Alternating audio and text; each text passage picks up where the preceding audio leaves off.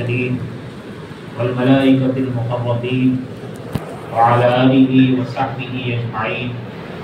أما بعد فقد قال النبي صلى الله عليه وسلم إن أعظم النكاح بركة أيسره هون أو كما قال عليه الصلاة والسلام. میرے محترم بھائیوں، دوستوں اور بزرگوں، حق تعالی شانہ نے انسانوں پر بے شمار احسانات فرمائے. ان احسانات اور نعمتوں میں ایک عظیم نعمت نکاح کی ہے.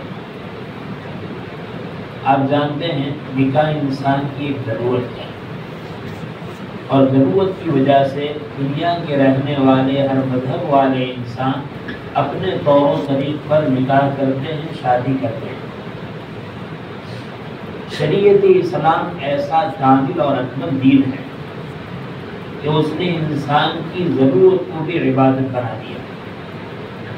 اسی مذہب میں آپ کو یہ بات نہیں ملے گی کہ کھانا بھی عبادت ہو، پینا بھی عبادت ہو، اپنی عورتوں سے حلال طریقے سے ملنا بھی عبادت ہو، اور مذہب میں یہ بات نہیں ملے گی. یہ اسلام کی خصوصیت ہے، اسلام کی شان ہے کہ اسلام نے انسان کی ضرورت کو اگر وہ شریعت کے مطابق پورا کرتا ہے تو اس کو عبادت بنا دیا ہے. حیرت کی بات ہے، انسان کی فطری ضرورت ہے انسان اپنے خواہشات کے حلال طریقے پر تکمیل کرے، پورا کرے، چاہا ہی نہیں اس کے بغیر. اس کے باوجود اس ضرورت کو اگر نبی کریم صلی اللہ علیہ وسلم کی شریعت اور آپ کی تعلیمات کے مطابق پورا کیا جائے تو اس پر بھی اجر و ثواب. جب نبی کریم صلی اللہ علیہ وسلم کا یہ ارشاد حضرات صحابہ نے سنا کہ ایک عورت سے اپنے ایک شوہر ملے، ایک آدمی اپنی عورت سے ملے، اس پر بھی ثواب ہے. حیرت ہوئی، یہ بھی کوئی ثواب کا کام ہے، یہ تو ضرورت ہے. نبی کریم صلی اللہ علیہ وسلم نے ارشاد فرمایا کہ ذرا غور و فکر کرو، ایک آدمی اپنی یہ ضرورت غلط جگہ پر استعمال کر کے پوری کرے، شریعت کے دائرے سے ہٹ کر زنا کے ذریعے سے پوری کرے، وہ گنہگار ہوگا یا نہیں؟ صحابہ نے کہا ضرور گنہگار ہوگا. کہا شریعت سے ہٹ کر کرتا ہے تو گنہگار، جو شریعت کے معالج کرتا ہے اس کو ثواب کیوں نہیں ملے گا؟ ضرور اس کو ثواب ملے گا. اور اسلام تو ایسا مذہب ہے، یہ انسان کا اپنے تقاضوں کو پورا کرنا تو دور کی بات. انسان اگر کھاتا ہے پیتا ہے اس کی ضرورت ہے. کوئی بھی آدمی یہ نہیں کہہ سکتا کہ مجھے کھانے پینے کی ضرورت نہیں ہے. اور جب ضرورت ہے تو ضرورت پر وہ اجر کا مطالبہ بھی نہیں کرتا. کبھی بھی باپ نے یہ نہیں کہا کہ میں نے آپ نے گھر میں اتنے دن کھانا کھایا ہے، مجھے اس پر کچھ انعام دیجیے، کچھ اجرت دیجیے. ایک آدمی کپڑا پہنتا ہے تو کپڑا پہننے والا اپنے ماں باپ کو نہیں کہے گا میں نے اپنے صدر کو چھپایا ہے، اس پر مجھے کچھ اجرت دیجیے. ہر ایک جانتا ہے کہ کھانا پینا اس کی اپنی ضرورت ہے اور صدر چھپانا اس کی اپنی ضرورت ہے. لیکن قربان جائیے امام الانبیاء محمد رسول اللہ صلی اللہ علیہ وسلم کی شریعت پر اگر مسنون طریقے پر کھانا کھایا تو اس پر اجر و ثواب، مسنون طریقے پر پینا پیا تو اس پر اجر و ثواب، مسنون طریقے پر لیٹا تو اس پر اجر و ثواب، اور مسنون طریقے پر پیشاب اور پاخانہ کیا تو اس پر اجر و ثواب. جو شریعت اتنی جامع ہو، اتنی مکمل ہو، کیا وہ شریعت نکاح کے بعد کی زندگی کی طرف ہماری رہنمائی نہیں کرے گی؟ دنیا کی بہت ساری قومیں نکاح کرتی ہیں اور نکاح کے بعد ان کے ہاں چھوٹے چھڑے ہوتے ہیں، طلاق ہوتی ہے. شریعت اسلام نے اس کو رکھا ہے، لیکن آپ صلی اللہ علیہ وسلم کا فرمان ابغض المباحات عند اللہ الطلاق او کما قال علیہ الصلوۃ والسلام. جتنی چیزوں کو ضرورت کی وجہ سے جائز قرار دیا گیا، اجازت دی گئی، ان ساری چیزوں میں اللہ کو اگر کوئی چیز سب سے زیادہ ناپسند ہے وہ طلاق. سوچنا چاہیے، شریعت اسلام نے طلاق کو پسند نہیں کیا، نکاح کو پسند کیا، نکاح کی ترغیب دی، اور کتنی ترغیب دی. قرآن کہتا ہے فَانْكِحُوا مَا طَابَ لَكُم مِّنَ النِّسَاءِ مَثْنَىٰ وَثُلَاثَ وَرُبَاعَ. جو عورتیں تمہارے لیے حلال ہیں ان عورتوں میں جو تمہاری طبیعت کے موافق ہو ان سے نکاح کرو. اپنے طاقت کے مطابق آدمی نکاح کرے، 2 2 3 3 4 4. اور آپ صلی اللہ علیہ وسلم نے ارشاد فرمایا النکاح من سنتی، نکاح میری سنت ہے. اور ایک جگہ ارشاد فرمایا اربع من سنن المرسلین، اور اس میں نکاح کو ذکر کیا کہ نکاح تنہا میری نہیں، مجھ سے پہلے جتنے انبیاء علیہ السلام دنیا میں تشریف لائے ان سبھی کی یہ سنت ہے. اس کے بعد ہم دیکھتے ہیں کہ اتنی اہمیت اس کی بیان کی گئی. اس کے بعد بھی مسلمان گھرانے میں عام طور پر اس دور میں جب نکاح وجود میں آتا ہے، شادی ہوتی ہے، تو شادی کے بعد کہیں ہفتہ، کہیں مہینہ، کہیں 2-4 مہینے، کہیں 6 مہینے، کہیں 8 مہینے، اور اس کے بعد معاملہ انتشار والا ہوتا ہے، نا اتفاقی والا ہوتا ہے، لڑائی جھگڑے والا ہوتا ہے، اور اسی طریقے سے نہ معلوم کتنی الزام تراشی والا ہوتا ہے. ایک مومن نے جس زندگی کا سکون حاصل کرنے کے لیے نکاح کیا تھا، آج ہم گھروں میں اختلاف، انتشار، اختلاف، بدعنوانی، بے نا اتفاقی، اور اسی طرح ظلم و زیادتی، تانا تشنی، یہ ساری چیزیں دیکھ رہے ہیں. اور میرے مسلمان بھائیوں میں حق یاد کرتا ہوں کہ نبی کریم صلی اللہ علیہ وسلم کی صحیح تعلیمات یا تو اس کا علم ہمیں نہ ہونے کی وجہ سے، یا تعلیمات کا علم ہے لیکن اس پر عمل نہ ہونے کی وجہ سے، غیر مسلم نہیں، ماڈرن کلچر میں ہمارا مسلمان نوجوان مرد، مسلمان نوجوان عورت یہ سمجھتی ہے کہ انسانی زندگی گزارنے کے لیے نکاح کی کوئی ضرورت نہیں. نکاح لے کر یہ بوجھ ہم اپنے سر پر کیوں اٹھائے، یہ ذمہ داری ہم اپنے سر پر کیوں رکھے. آج معاشرہ یہاں تک پہنچ گیا. یہ کیوں پہنچا؟ اس لیے کہ یا تو امام الانبیاء محمد رسول اللہ صلی اللہ علیہ وسلم نے نکاح کے بعد کی ازدواجی زندگی جو ہے، ازدواجی جو لائف ہے، اس لائف اور زندگی گزارنے کا جو طریقہ بتلایا، یار ہمارے نوجوان بیٹوں کو، ہماری نوجوان بیٹیوں کو اس کا علم نہیں ہے، اور اگر ہے تو اس پر عمل نہیں ہے. اس عمل کے نہ ہونے کے نتیجے میں اس نکاح کی نسبت پر جو چین، سکون، جو محبت، جو راحت حاصل ہو سکتی تھی، مسلمان کے گھر، مسلمان کی بستی کی بستیاں، مسلمان کے علاقے کے علاقے، مسلمان کے ملک ان راحت اور چین سکون سے محروم اور خالی ہے. اور نتیجہ اس کا یہ ہوا کہ ہمارے گھروں میں ہماری کوکھ سے پیدا ہونے والا نوجوان مرد اور نوجوان عورت یہ تصور کرنے لگا کہ اب نکاح کی ہمیں کیا ضرورت ہے. حالانکہ جس نکاح کے بارے میں امام الانبیاء صلی اللہ علیہ وسلم ترغیب دے رہے ہیں، النکاح من سنتی، نکاح میری سنت ہے، میرا طریقہ ہے. نکاح کے بارے میں یا نکاح انبیاء علیہ السلام کی سنت ہے. اور تاریخ یہ بتلاتی ہے ابو البشر حضرت آدم علیہ السلام سے لے کر امام الانبیاء محمد رسول اللہ صلی اللہ علیہ وسلم تک جتنے بھی انبیاء علیہ السلام تشریف لائے، سوائے 2 نبی کے سب نے نکاح کیا. کوئی نبی ایسا نہیں جنہوں نے نکاح نہ کیا ہو. حضرت زکریا علیہ السلام کے بعد میں قرآن نے فرمایا سیدا و حصورا و نبیا من الصالحین. حصور کہتے ہیں ایسے آدمی کو قوت اور طاقت کے باوجود اللہ تعالیٰ کا خوف، اللہ تعالیٰ کی خشیت ایسی غالب تھی کہ وہ نکاح سے دور رہے. اور حضرت عیسیٰ علیہ السلام کے بعد میں کہ حضرت عیسیٰ علیہ السلام نے نکاح نہیں فرمایا. نکاح فرمانے سے پہلے آسمان پر اٹھا لیے گئے، لیکن علماء نے وضاحت فرمائی ہے جب قرب قیامت میں دوبارہ زمین پر آپ تشریف لائیں گے تو آپ نکاح فرمائیں گے. کہ انبیاء کی پوری تاریخ میں حضرت زکریا کے علاوہ کوئی شخصیت اور کوئی نبی اور کوئی پیغمبر ایسے نہیں جنہوں نے اس نکاح کو نہ کیا ہو، اس سنت پر عمل نہ کیا ہو، اس طریقے کو نہ اپنایا ہو. میرے بھائی اس وقت ضرورت کس بات کی ہے؟ دیکھو یہ روگ کتنا پہنچ چکا ہے. یہ روگ غیر مسلم کے لیے اعتراض کا سبب نہیں، یہ روگ مسلمانوں کے لیے اعتراض کا سبب ہے. اتنا اچھا ہے کہ ابھی زبان سے ہم کہہ رہے ہیں کہ ان کا دماغ یہ کہہ رہا ہے، ان کا دل یہ کہہ رہا ہے. نکاح سے کیا فائدہ ہے؟ بغیر نکاح کے ہمارا کام چل جاتا ہے. نکاح سے فائدہ کیا ہے؟ وہ دن آنے سے پہلے کہ جس دن ہمارا نوجوان لڑکا اور ہماری نوجوان لڑکی یہ کہنے لگے کہ ڈیڈی اور مدر ہمیں نکاح کی کیا ضرورت ہے، نکاح کے بغیر ہماری زندگی لائف پوری ہو جائے گی، اس دن آنے سے پہلے ہمیں اپنے نظام کو، ہمیں اپنے طور و طریق کو، اپنے نقل و حرکت کو ہمیں بدلنا ہے، اور امت کے سامنے مسلم معاشرے کو نکاح کا صحیح مقصد اور نکاح کی صحیح شکل اور نکاح کی شکل میں حاصل ہونے والے مرد اور عورت کے راحت و سکون کو امت کے سامنے واضح کرنا ہے۔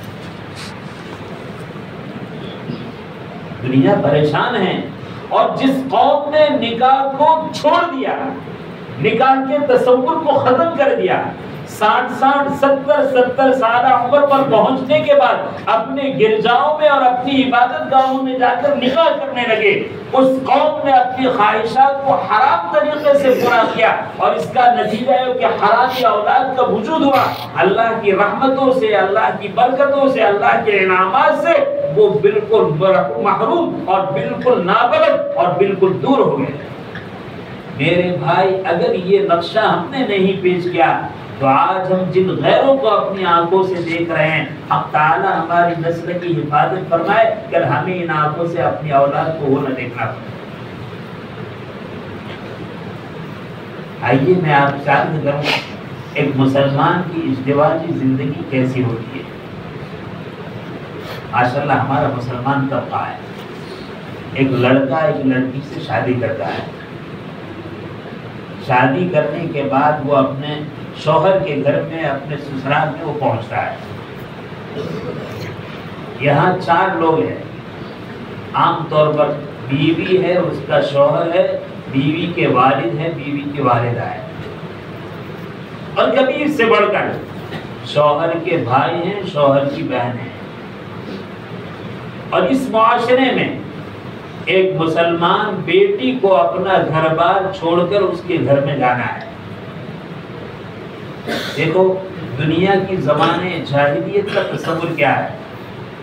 زمانے جاہلیت کا تصور اتنا خطرناک ہے کہ شریعت اسلام کے علاوہ بہت سارے مذاہب عورت کو ہی اچھی نگاہ سے دیکھنا پسند نہیں کرتا۔ عورت کی کوئی حیثیت شریعت اسلام کے آنے سے پہلے دنیا میں نہیں تھی۔ عورت کا حال یہ تھا کہ عورت کے پیدا ہونے کی خبر باپ اپنے کانوں سے سننا گوارا نہیں کرتا تھا، اور اگر کسی کے ہاں یہ بات آئی تو باپ چھپ جایا کرتا تھا اس بات کو سننے کے لیے کہ میرے گھر میں میری بیٹی پیدا ہوئی۔ اور زمانے جاہلیت کا حال یہ تھا عورتوں کے بارے میں کہ جب نکاح ہوتے تھے تو نکاح کے موقع پر آقا دو جہاں صلی اللہ علیہ وسلم نے نکاح کی دعا سکھلائی، بارک اللہ لکما وبارک علیکما وجمع بینکما فی الخیر۔ وہاں وہ لوگ کہتے تھے بالرفاء والبنین، جب شادی کرتے تھے اور دلہے کو مبارکبادی دیتے تھے تو کہتے تھے بالرفاء والبنین، تمہارے درمیان موافقت ہو، دوستی ہو، محبت ہو۔ یہ تو بہت اچھا جملہ ہے۔ اور دوسرا جملہ ہوتا ہے بالرفاء والبنین، اور تمہیں لڑکے حاصل ہو۔ یعنی اس دعا میں بھی، اس بات میں بھی پہلے ہی دن وہ یہ پسند نہیں کرتے تھے کہ ان کے ہاں شادی کے بعد لڑکی پیدا ہو۔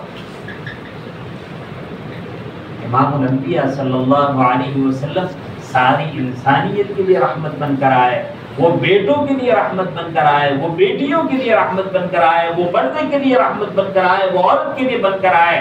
آپ نے دعا سکھلائی، بارک اللہ لکما وبارک علیکما وجمع بینکما فی الخیر۔ اس کو نکالتے ہیں کہ بالبنین کو ہٹاؤ۔ یہ کیا ہوتا ہے کہ لڑکا اللہ کی نعمت ہے، لڑکی اللہ کی نعمت نہیں ہے۔ جس طرح لڑکا اللہ کی نعمت ہے، لڑکی بھی اللہ کی بہت بڑی نعمت ہے۔ میرے بھائی، ہمیں اس وقت خاص طور پر یاد کرنا ہے جب یہ گھر میں جاتے ہیں، عام طور پر یہ تصور ہمارے یہاں ہوتا ہے، ہمارے گھر میں میرے لڑکے کی بہو آئی۔ کون آئی؟ میرے لڑکے کی بہو آئی۔ یہ دنیا کا تصور۔ اور دین کا تصور کیا ہے؟ ہمارے گھر میں اسلامی خواتین میں سے ایک خاتون گھر کی رانی بن کر آئی ہے، نوکرانی نہیں۔ بہو کا تصور نوکرانی کا ہے اور دلہن کا تصور رانی کا ہے۔ اور بات جائیے امام الانبیاء صلی اللہ علیہ وسلم کی تعلیمات پر، ہمیں تو معلوم ہی نہیں ہے، وہ دعا وہ تو سب کو معلوم ہے کہ بھئی یہ دعا پڑھنی چاہیے. روایت سے بخاری شریف کی روایت سے معلوم ہوتا ہے کہ جب دلہن اپنے گھر سے رخصت ہوتی اور دلہن کے گھر سے اس گھر کی عورتیں اس کو شوہر کے گھر چھوڑنے آتی، جب شوہر کے گھر آتی تو شوہر کے گھر پہ جو اس کے گھر کی عورتیں ہوتی تھی وہ آنے والی دلہن کو اور اس دلہن کو رخصت کرنے والی عورتوں کو دعا دیتی تھی. کیا دعا دیتی تھی؟ الا خیر آئے، تمہارا آنا ہمارے لیے خیر و برکت کا سامان ہو، تمہارا آنا ہمارے لیے سعادت اور نیک بختی کا سبب ہے. شریعت کا نظام تو آپ دیکھیے، شریعت اسلام نے مرد کو کہا کہ کھانا کھلاؤ، ولیمہ کرو، مرد کو کہا، لیکن کب کہا؟ ابھی ولیمہ کرنے کی ضرورت نہیں ہے، جب دلہن گھر پر آئے گی پھر ولیمہ کرو. یہ ایک عورت کی عظمت نہیں تو اور کیا ہے؟ کبھی سوچا ہے شادی کے دن کھانا کھلاتے ناجائز نہیں ہے، لیکن شریعت نے کیا کہا؟ ولیمہ کھلانا آپ کا سنت ہے، ولیمہ کھلانا بہتر دعوت ہے. اگر اللہ نے وسعت دی ہے تم کھانا کھلانا چاہتے ہو ولیمہ کرو. وہ بھی کوئی لمبا چوڑا، کوئی ضروری، کوئی معقد نہیں ہے اپنی حیثیت سے، لیکن کیا کہا؟ ولیمہ کرو. کب ولیمہ کریں گے؟ بیوی شوہر کے گھر آ جائے اور شوہر اس کے ساتھ ملاقات کرے پھر کہاں ولیمہ کرو. یہ اعجاز ہے اس کا کہ آنے والی باقی میں ہمارے گھر کی رانی ہے، نوکرانی نہیں ہے. اعجاز بنتا ہے. اور تصور کیا گیا، دنیا کا تصور ہے کہ یہ ہمارا بیٹا ہے، یہ اس کی بہو ہے. اب جب یہ تو دوسرا تصور ہے، یہ ہمارا ماں باپ نہیں، یہ ہمارا خسر ہے یا ہماری ساس ہے. ذرا لطیفے کے طور پر انداز بات کرو. حضرت مولانا سید ابرار احمد صاحب رحمۃ اللہ علیہ ہنستے ہوئے فرمایا کرتے تھے کہ خسر کو خسر اس لیے کہتے ہیں کہ وہ بیٹی لے کر خسارے میں ہے، نقصان میں ہے. اور سانس کو یہ حضرت نہیں فرماتے، اور نے فرمایا کہ سانس کو سانس اس لیے کہتے ہیں کہ وہ عام طور پر بہو کی سانس کو تنگ کر دیتی ہے. دیکھو ماشاءاللہ ہمارا شریعت نہیں ہے. میں یہ کہتا ہوں کہ میں چاہے ایک بیٹا ہوں، میں چاہے ایک بیٹی ہوں، ہمارا تصور، ہمارے بڑوں کا تصور اس سلسلے میں کیا ہونا چاہیے؟ ماں باپ کا تصور یہ ہونا چاہیے. دیکھو ایک طرفی تصور ہے، دو طرفی نہیں. ماشاءاللہ عام طور پر یہ ہوتا ہے مسلمان گھرانوں میں شادی کرنے کے بعد داماد کو تو کہتے ہیں یہ میرا بیٹا ہے، داماد کو تو کہتے ہیں، بیٹی تو بیٹی ہے ہی، لیکن داماد کو کہتے ہیں یہ میرا بیٹا ہے. لیکن جب سسرال کے گھر میں جانا ہوتا ہے تو عام طور پہ کیا ہوتا ہے؟ ہمارو چھوکرو سے نہ عورت سے آئی وائف سے نہیں، یہ میرا بیٹا ہے اور یہ میری بیٹی ہے. ادھر حسن نے کہا ہے، لڑکی کے ماں باپ نے کہا یہ میری بیٹی ہے، میرا بیٹا ہے، داماد میرا بیٹا ہے. یہ اس طریقے سے ماں باپ ہونے کے ناطے ہمارا ذہن کہ ہمارے گھر میں آنے والا ہمارے بیٹا ہے، اس کی جو لڑکی، اس کی جو بہو ہے، اس کی جو عورت ہے، اس کے بارے میں یہ نہیں کہ ہماری بہو ہے، یہ ہمارا بیٹا ہے اور یہ ہماری بہن ہے. یہ تصور، اس تصور کا اثر کیا پڑے گا؟ اس تصور کا اثر یہ پڑے گا پہلے تو بڑوں سے. جس طریقے سے داماد نے اپنے خسر سے سنا میرا بیٹا ہے، اس کا دل بھر گیا، محبت سے اس کا دل کھل گیا. اگر اس طریقے سے ہم ماں باپ ہیں، ہمارے بیٹے کی اہلیہ کے بارے میں ہماری زبان سے انہوں نے کہا یہ ہماری بہو نہیں، یہ ہماری بیٹی ہے، تو بیٹی کا دل بھر جائے گا، بیٹی کا دل محبت سے بھر جائے گا. اور قدر و منزلت جس طرح اپنے ماں باپ کی تھی اس طرح ان ماں باپ کی ہوگی. اور میں آخری بات، وقت ختم ہے، میں آخری بات آپ کو بتاؤں. دیکھو دنیا میں کوئی بھی ماں باپ یہ نہیں چاہتا کہ اس کی بیٹی دوسروں کے گھر میں پریشان ہو. ہر ایک ماں باپ یہ چاہتے ہیں اور چاہنا چاہیے کہ میری بیٹی دوسرے کے گھر میں خوشحال رہے. اللہ کے گھر میں کہتا ہوں اس کا آسان نسخہ یہ ہے، بہترین نسخہ یہ ہے، ہم یہ طے کر لیں ماں باپ ہونے کے ناطے کہ دوسرے کی بیٹی اگر ہمارے گھر میں خوش رہی، اللہ کا تکوینی نظام حرکت میں آئے گا اور آپ کی بیٹی دوسروں کے گھر میں خوش رہے گی. آج ہر ماں باپ یہ تو چاہتا ہے کہ میری بیٹی دوسرے کے گھر میں خوش رہے، لیکن کوئی نہیں سوچتا کہ دوسرے کے میرے گھر میں جو دوسرے کی بیٹی آئی ہے وہ خوش ہے کہ نہیں. ضرورت اس بات تصور اس بات کی ہے آج بڑے اپنے تصورات کو بدلے، بڑے اپنے خیالات کو بدلے، اور خیالات کو بدلنے کے بعد ماں باپ چاہے داماد کے لیے خسر ساس ہو، اور اسی طریقے سے ماں باپ چاہے بہو کے لیے خسر ساس ہو، دونوں یہ خسر ساس کے حالات کو ختم کرے، ماں باپ بن کر رہے۔ جب دونوں طرف سے ماں باپ بن کر رہیں گے تو انشاءاللہ گھر میں آنے والا داماد اور گھر میں آنے والی بہو یہ بھی اولاد بن کر رہیں گے۔ اللہ تعالیٰ یہ چند باتیں اللہ تعالیٰ نے ہم سے کہلوائی، حق تعالیٰ شانہ اس پر عمل کی توفیق عطا فرمائے۔